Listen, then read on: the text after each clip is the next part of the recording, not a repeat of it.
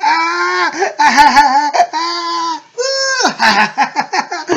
have to have more. More. More. What do I have to have more of? Green.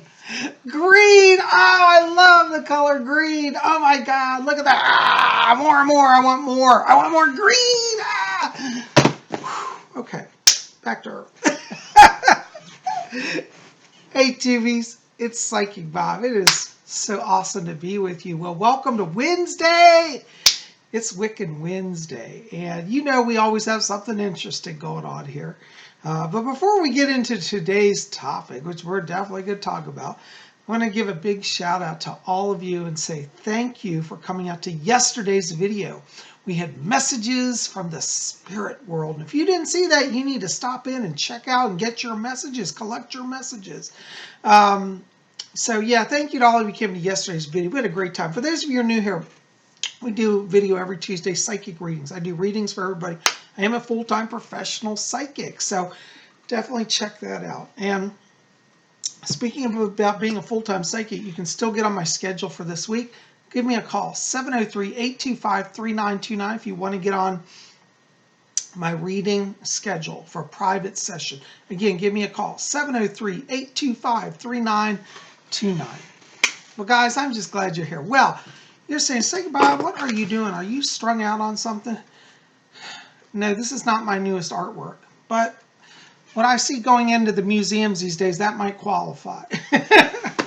Anyways, today we're talking about one of my favorite things in the world, the color green. That's right.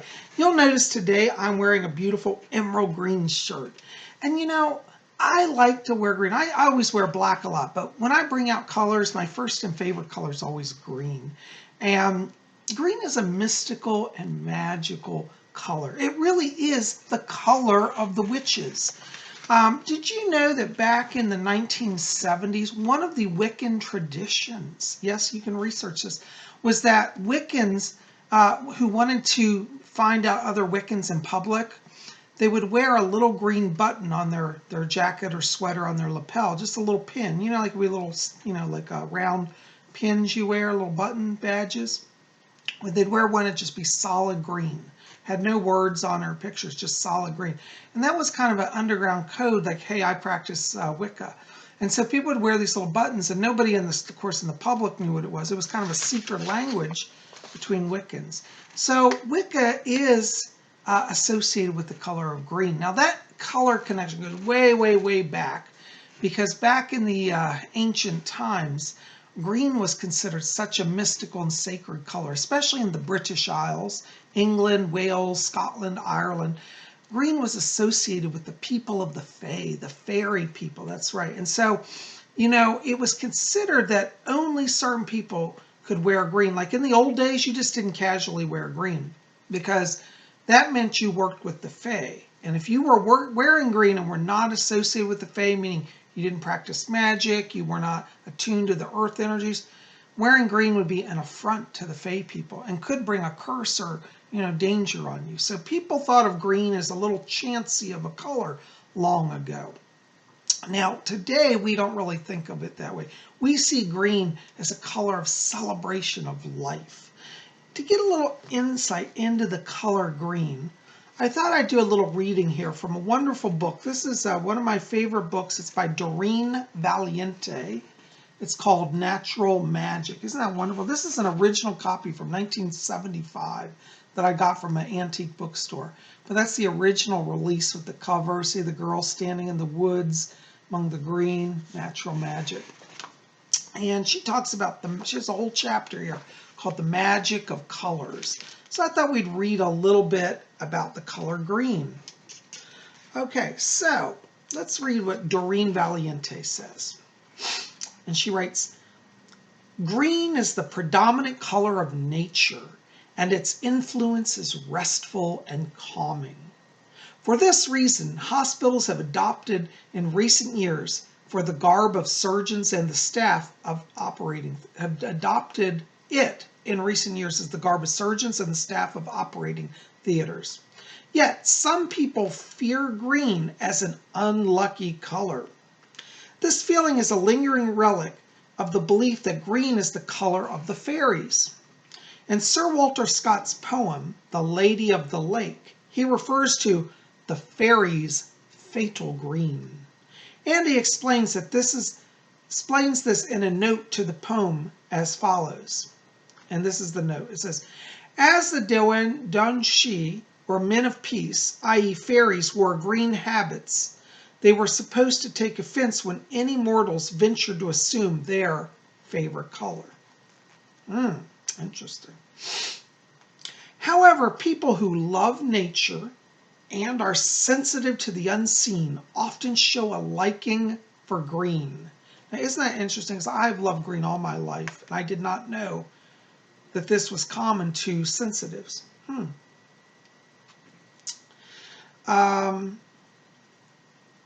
Okay.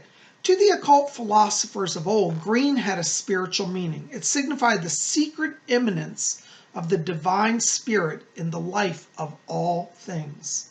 They had a mystical saying in Latin, Lineae Viridis Graiat Universa, which is explained by a passage in the writings of Thomas Vaughan.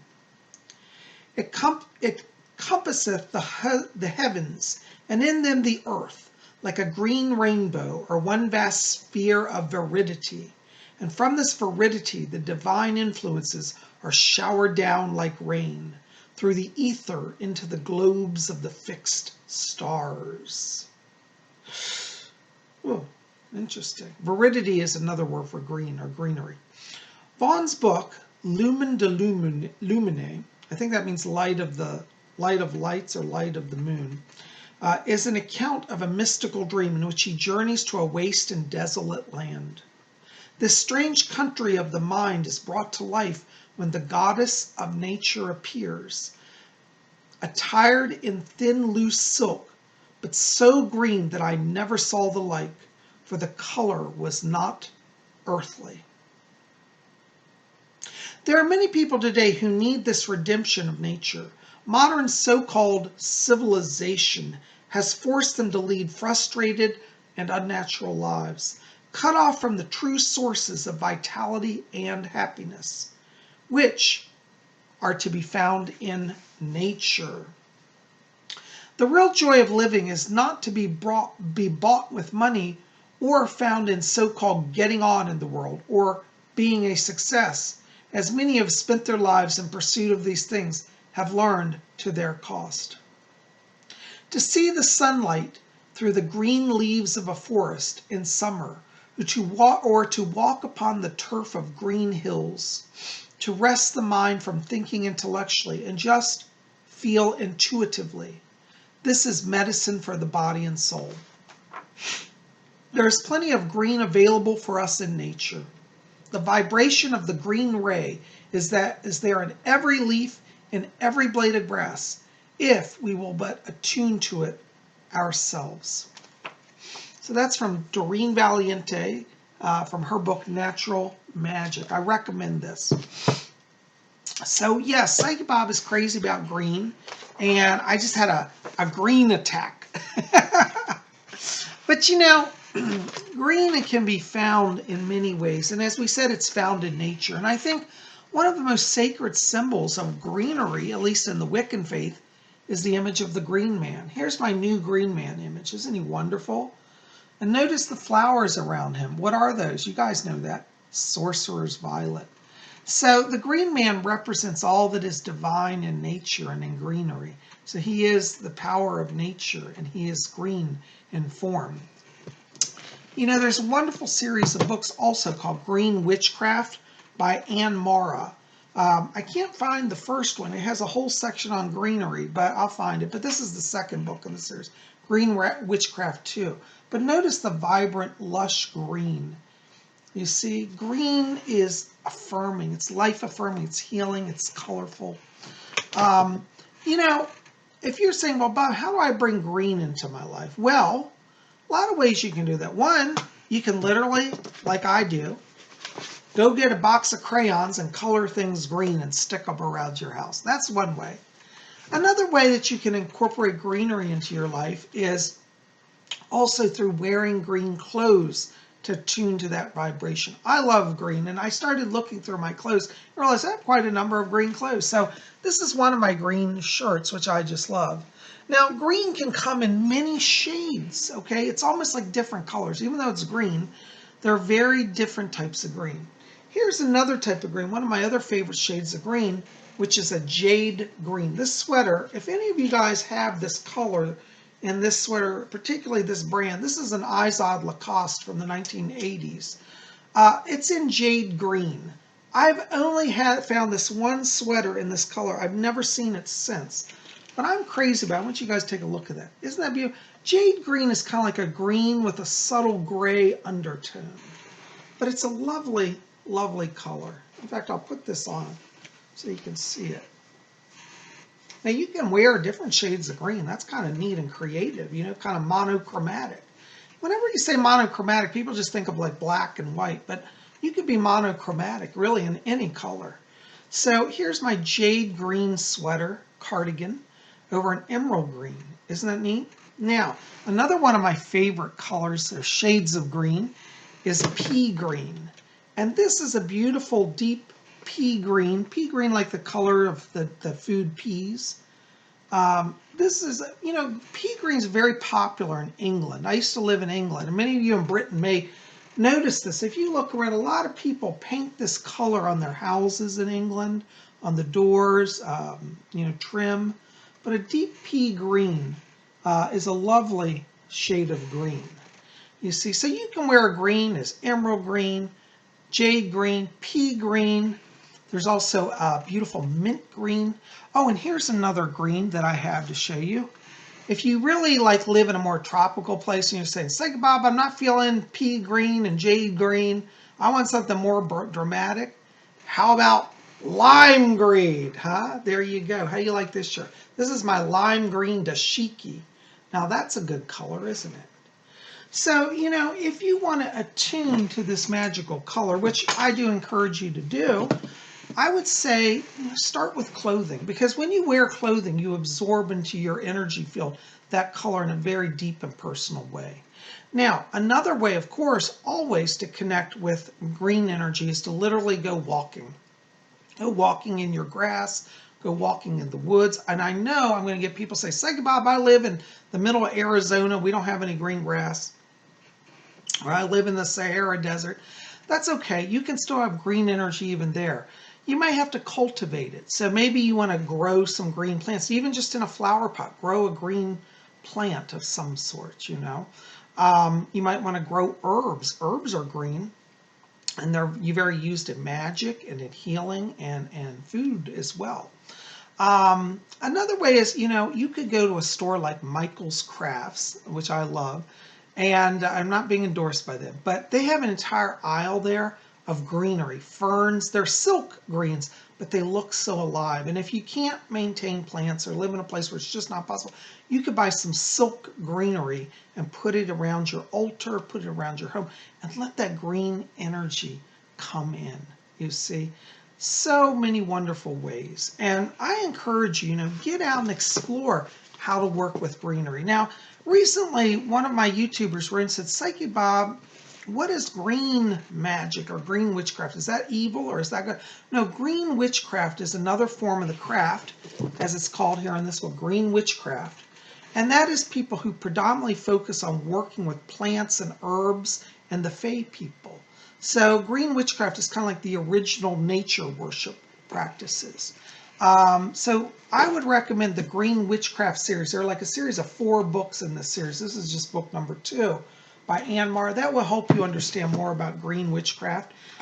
There's another book I have also by Anne Murphy Hiscock, which is The Way of the Green Witch. Wonderful, wonderful book on herbal magics, attuning to the color green, all sort of that in this book as well. In fact, let's see if I can find a passage here to share with you from this book, because I think this is also a very powerful book.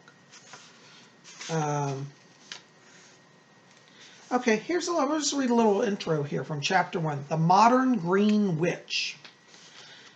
And Anne writes, she says, what is a green witch? Excuse me, not Anne. Yeah, Anne Murphy Hiscock. What is a green witch? Where does the practice come from? What are the benefits of living the green life in today's society? This chapter defines the green witch's path and discusses her spiritual ancestors. By the way, you know, the color of this book is kind of like a nice, kind of a fern green, like kind of a mossy green. So there's another shade of green. So you can see how many different shades of green there are. So emerald green, jade green, moss green, okay? A lot of different types of green. So she writes, a green witch usually works alone, interacting primarily with the natural world. Historically, a green witch lived apart using the energies of plants and trees around her to heal others. Those who needed her services traveled to see her. These days, a green witch is more likely to be living in the middle of a city or in the suburbs, and her garden is likely to be small. She is likely to work in an office or in a sales or in the service industry. Perhaps she is in the medical field, or she's a teacher of a full-time mom. A green witch isn't defined by where she lives or what she does to bring home a paycheck, nor is she limited to working with plants, trees, or herbs. She is not, as people might assume, defined solely by the particular way she expresses her spirituality or by the religion she follows. A green witch is defined by her relationship to the world around her, by her ethics, and by her affinity with the natural world. In essence, she lives the life of a green witch. She lives the green path. Why do I say, here's a little inset box. By the way, she said earlier in this book that when she uses she, it was just for simplicity's sake. As a female, she thinks in terms of she. She said this also applies to men, so you can use he also in place of the she if you're more comfortable. So she writes, why do I use the term living the path instead of simply saying practicing green witchcraft? It's very simple. Green witchcraft is not a practice separate from the ordinary life. Like ritual magic, for example, it is an all-encompassing, total immersion experience wherein all of life is a magical experience. I love that. The path of the green witch consists of aspects of both witchcraft and shamanic practice, but is neither.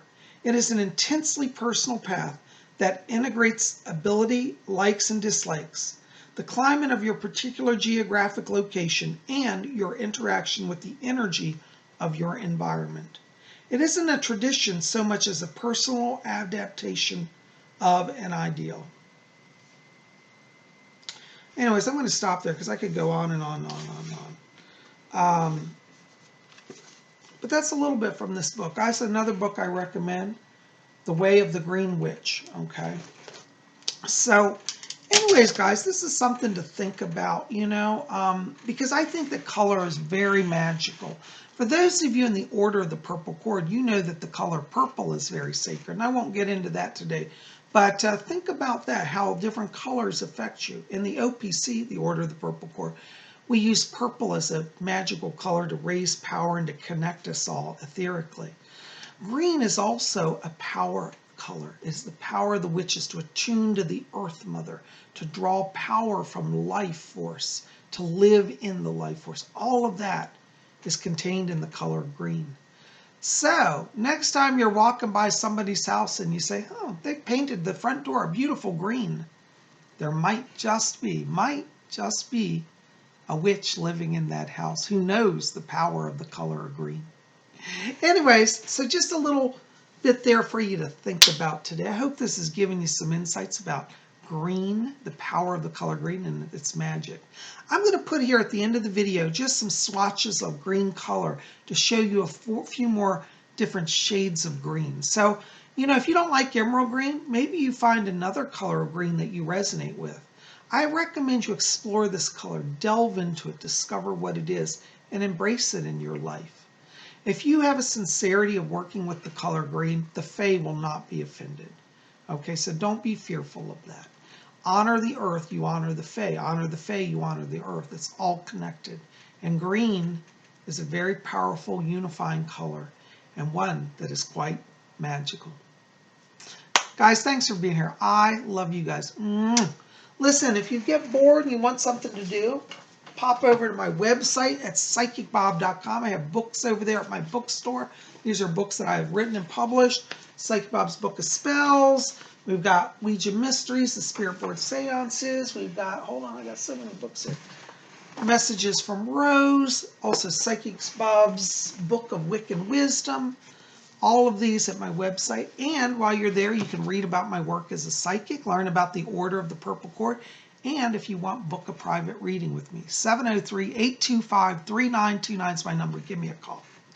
You guys are best. I love you.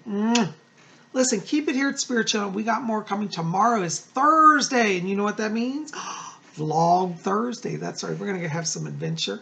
So make sure to be back here. And if you didn't see yesterday's video, Messages from the Spirit World, check that out. Again, it's in the queue right before this video.